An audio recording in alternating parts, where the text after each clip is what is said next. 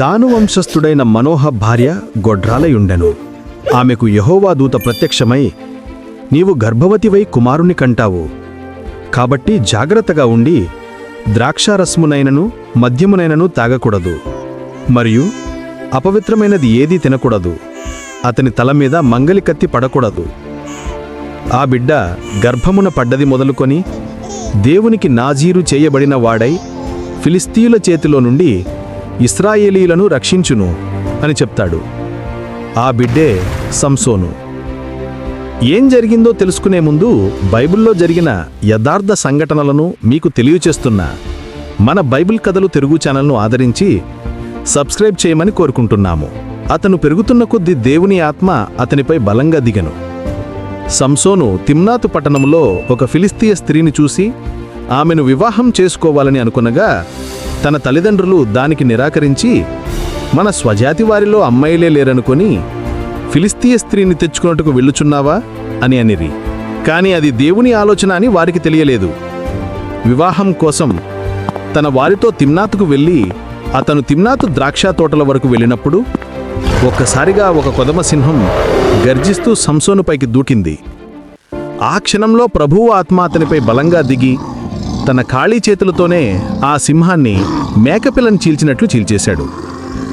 కొన్ని రోజుల తర్వాత తిరిగి వస్తున్నప్పుడు ఆ సింహపు కళేబరంలో తేనెటీగల గుంపు తేనె కనపడెను.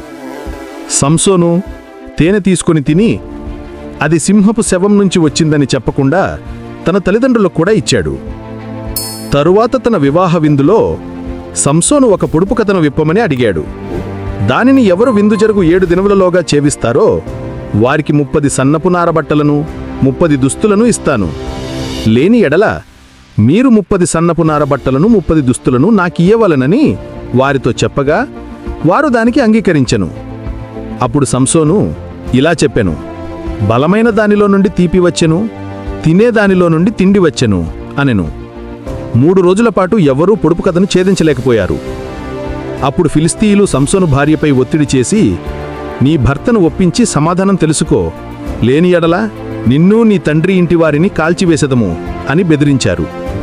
అప్పుడు ఆమె సంసోనును ఏడుస్తూ, నువ్వు నన్ను అసలు ప్రేమించడం లేదు, పొడుపు కథకు సమాధానం నాకు కూడా చెప్పలేదు అని విసిగిస్తూ అడగసాగింది. ముందు సంసోను నిరాకరించాడు.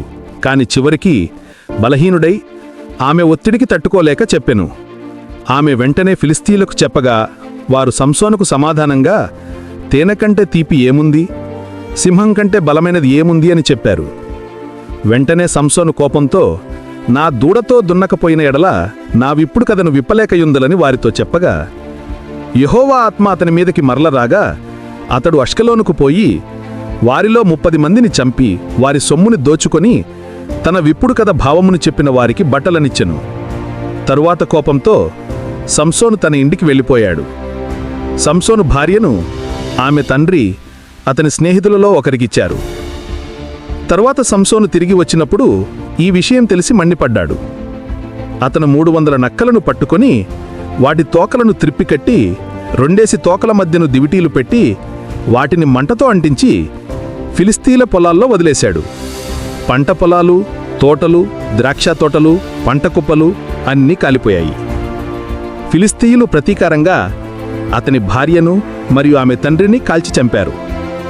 దాంతో సంసోను మరింతగా కోపంతో వారి తొడతుంట్లను విరిగి వారిని హతమార్చాడు. తరువాత వెళ్ళి ఏతాము బండ సందులో దాగుకొనెను.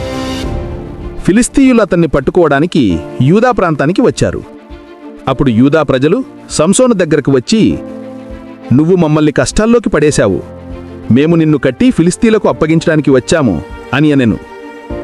అందుకు సంసోను, మీరు నన్ను చంపరని ప్రమాణం చేయమనగా వారు చంపమని ప్రమాణం చేసి తీసుకెళ్లారు.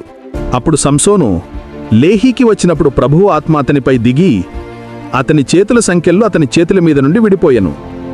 అతను ఒక గాడిద యొక్క పచ్చి దవడ ఎముకను తీసుకుని దానిచేత 1000 మంది ఫిలిస్తీయులను చంపెను.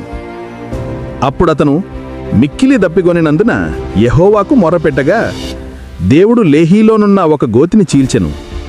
దాని నుండి నీళ్లు బయలుదేరెను. అతడు త్రాగిన తర్వాత ప్రాణము తెప్పరిల్లి బ్రతికెను. కాబట్టి దాని పేరు నేటి వరకు ఏన్హక్కోరే అనబడెను. అది లేహీలోనున్నది. అటు తరువాత సంసోను ఫిలిస్తీన్ల దినములలో 20 ఏళ్లు ఇశ్రాయేలీలకు న్యాయాధిపతిగా ఉండెను. ఒకరోజు సంసోను గాజాకు వెళ్ళి వేశ్యనొకతని చూసి ఆమె యొద్ద చేరెను.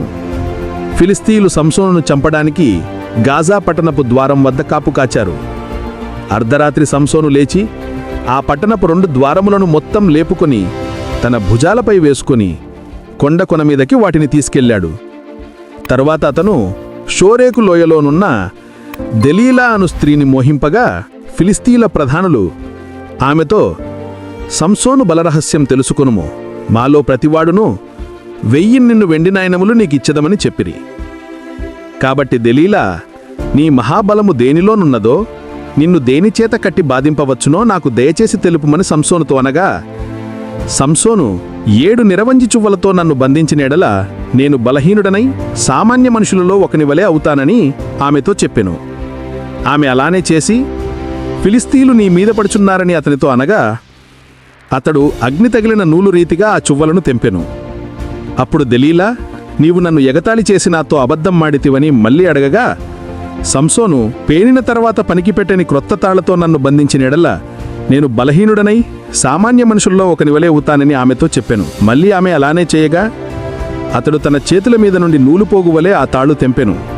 అప్పుడు దెలీలా మళ్ళీ అడగగా, సంసోను, నీవు నా తలజడలు 7 అల్లిక అల్లిన ఎడల సరి అని ఆమెతో చెప్పెను.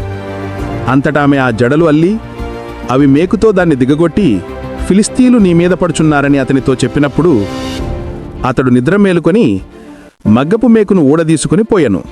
అప్పుడు ఆమె, నాయందు ఇష్టము లేనప్పుడు నేను నిన్ను ప్రేమించుచున్నానని నీవు ఎందుకు చెప్పుచున్నావు? నీవు ముమ్మారు నన్ను ఎగతాళి చేసి నీ గొప్ప బలము దేనిలోనున్నదో నాకు తెలపకపోతివని ప్రతిరోజు మాటల చేత అతన్ని బ్రాధించినందున అతడు ప్రాణము విసికి చావగోరి, నా తల్లి గర్భము నుండి పుట్టినది మొదలుకొని దేవునికి నాజీరు చేయబడిన వాడై నా తలమీదికి మంగలికద్దె రాలేదు. నాకు క్షౌరము చేసిన ఎడల నా బలము నాలో నుండి తొలగిపోయి ఇతర మనుషుల వలె అవుతానని ఆమెతో చెప్పెను. అప్పుడు ఆమె అతన్ని నిద్రలో ఉంచి జుట్టు గీయించెను.